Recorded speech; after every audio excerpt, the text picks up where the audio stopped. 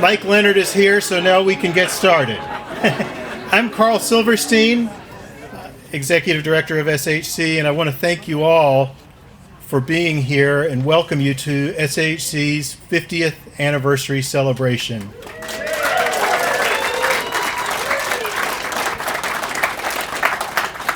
I want to recognize our guest speakers, Dr. Mamie Parker, Wiley Cash, and actually want to recognize all of you as well, and thank you. Board members, Southern Appalachian Highlands Conservancy board members, past and present. Anybody who's ever stood on our board, could you just maybe wave your hands? Thank you. And volunteers of the organization at any time, just thank you.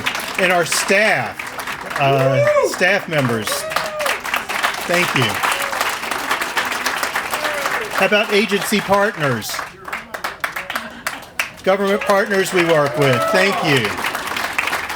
And our organizational partners, folks who represent an organization that we partner with, thank you. And now just SAHC members, any of you who've been a member of our organization, thank you so much for your support. We're grateful to all of you for making the organization what we are today. And I think all of us here share a love of the Southern Appalachians, and these mountains are significant for so many reasons. For the diversity of species, trees, plants, medicinal plants, aquatic species, salamanders, fish, migratory birds. It's just a hot spot for diversity of species, as well as connectivity. These mountains are the pathway of migration in the eastern United States for plant and animal species to migrate northwards as the climate warms. And clean water. Our streams and watersheds are the headwaters of rivers that serve the entire Southeast. And outdoor recreation. We're a national and a global hotspot destination for people to come for a hike, to go hunting, fishing, mountain biking, camping, my favorite, picnicking. And this is, it's good for our soul and our health, and it's also economic development for our communities. And then productive farmland. Our mountain valleys with the soils that have formed over millennia are good for growing, and the mild climate and long growing season make our mountains hospitable for sustainable agriculture.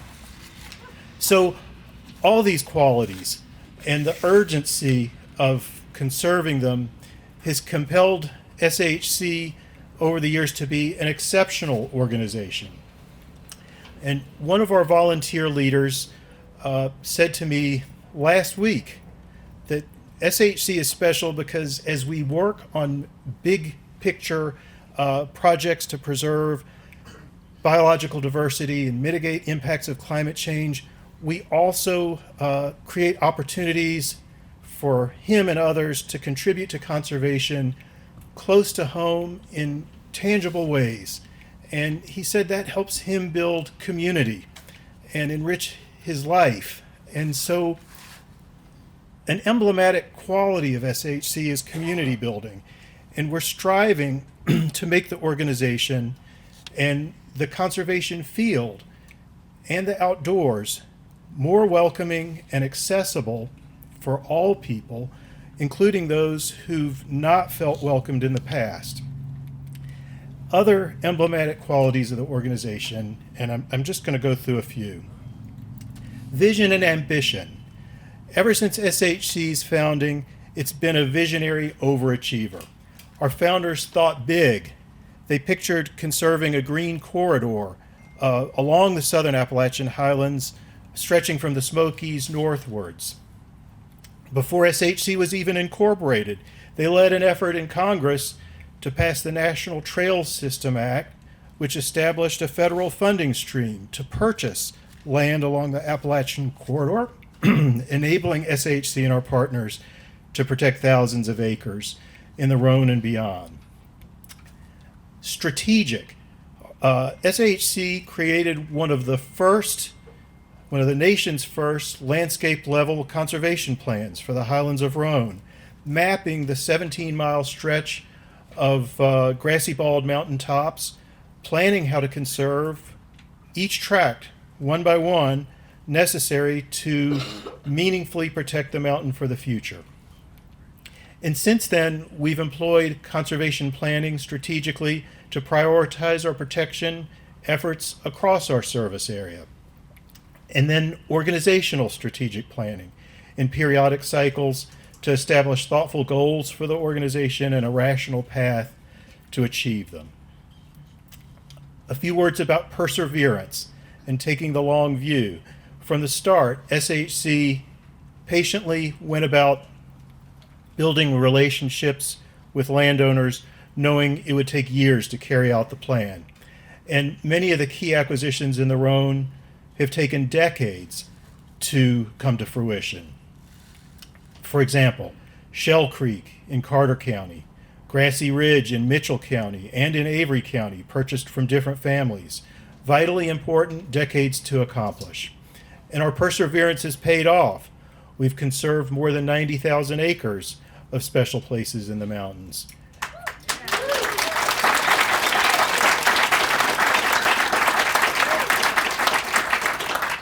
From our first conservation easement in 1993, protecting a swath of the Cataloochee Divide on the boundary of Great Smoky Mountains National Park, to sites in the Appalachian Trail countryside like Rocky Fork in its vastness, and Buck Mountain, small in size but critically important. Thousands of acres in the Black Mountains, including parts of Mount Mitchell State Park, Montreat, portions of 5 different river systems all around the range. Thousands more acres in the Balsam Mountains and in the French Broad River Valley. Of the 90,000 acres that SAHC's conserved, about a third have been transferred to national forests, state parks, game lands, and other public agencies for all to use and enjoy. About 2/3, 60,000 acres, remains under SAHC's responsibility to monitor, defend, uphold stewardship, and conservation forever. So talk about taking the long view. It doesn't get longer than perpetuity. And to assure conservation permanence, our stewardship program is among the strongest in the nation, including being on the forefront of technology that heightens efficiency and effectiveness. Boldness.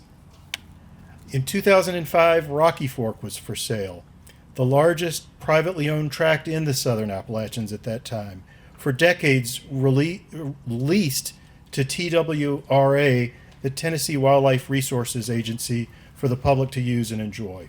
It could have been sold for development as a gated second home community. But conserving Rocky Fork was a broad partnership with leadership from many of you here today, including the Conservation Fund, Appalachian Trail Conservancy, federal, state, and local government, and many others. And so we thank all of you for helping with this collective effort. Courage. SAHC takes out and pays back bridge loans to seize fleeting opportunities to add treasured places to public lands. Examples upstream of Blue Hole Falls near Elizabethton, the Big Creek headwaters, tributary of the Chattooga National Wild and Scenic River, the Sugar Hollow addition to Roan Mountain State Park, Chestnut Mountain Nature Park in Canton, North Carolina, Deaver View Mountain Park outside of Asheville, and too many others to list. But the fortitude of doing that is a major contributor to our success, and we're proud of it. Partnerships. All of our accomplishments, every last one of them, reflect a commitment to working in partnership with others to achieve shared goals. And so I just want to highlight Rhone stewardship, which I think many of you here are involved with. And so we thank everybody who has partnered in that effort. And just a few examples are the visitor use management effort, which is trying to help mitigate impacts of overuse on the mountain, golden wing warbler habitat restoration through the Appalachian Mountains joint venture, Blue Ridge Audubon and others, the feral hog management in partnership with USDA and many others. These are emblematic projects of SAHC that we're so proud of. Innovation. SAHC has always innovated to try to overcome seemingly intractable problems. And just a handful of examples, we founded and led a coalition of land trusts called Blue Ridge Forever to help secure funding collectively and speak with a shared voice. Our whole program of purchasing agricultural conservation easements that provides families with capital that helps them keep their farms in the family and then strengthen their agricultural business. And then our community farm. We have a beginning farmer incubator, an educational workshop series, a stream restoration program that has helped earn mitigation credits that provide revenue to sustain conservation work. And then all of our creative efforts to connect people with land and nature. So looking ahead for the next 50 years, SHC is well positioned to continue making a positive impact on conservation. Our three organizational goals of protect, steward, and connect people with land are the product of thoughtful strategic planning. But now we have to stretch because the Southern Appalachians are at a pivotal moment. There's intensifying pressure for real estate development as people move to the area for our relatively mild climate and high quality of life. Forest lands and farms that were remote not that long ago are now being lost to real estate development. Development pressure is converging with an acute need to mitigate impacts from climate change, and it's requiring us to accelerate our pace of conservation efforts. Simultaneously, there's the need to alleviate overuse of our finite recreational resources, along with that responsibility to uphold and defend conservation on more than 60,000 acres of land and conservation easements. So to meet these challenges, SHC is pursuing a campaign this year to fulfill our promise to future generations forever. And our goal is to increase SHC's endowments and long-term investments by $10 million to give us capacity to meet that forever promise. Adding this amount to our existing funds will increase the amount of spendable income available to us to operate our programs and make an impact. The difference that this will make for SHC's ability to steward land and conservation easements and seize opportunities to conserve the most important places will be profound. I'm happy to report that we're about 75% of the way in commitments and gifts to our $10 million goal.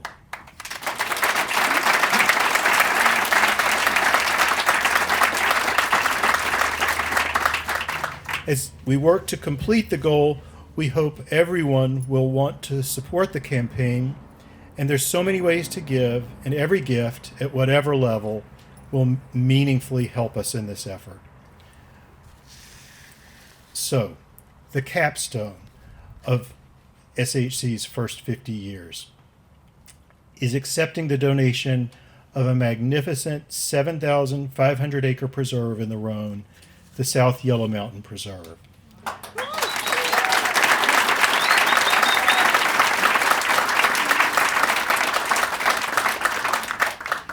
It's one of the most significant donations of land for conservation in our region's history. We're deeply grateful to Tim Sweeney for his generosity and his confidence in SAHC to responsibly manage this priceless legacy to the future. The preserve is located in North Carolina between the town of Spruce Pine and the summits of the Rhone Massif, straddling the Avery and Mitchell County line. Elevations on the property rise to 5,300 feet with a system of rare heath balds, boulder fields, rich coves, areas of old forest. 100 miles of streams on the property flow into the Tow River. 11 waterfalls have been discovered so far. Its large size, unfragmented by roads, supports many threatened and endangered plants and animals. And the property is very prominent in views from all around the Rhone, including the Appalachian Trail and the observation deck at the Rhododendron Gardens. We're creating a comprehensive land management plan to thoughtfully guide the care and use of this property as a nature preserve and a research forest.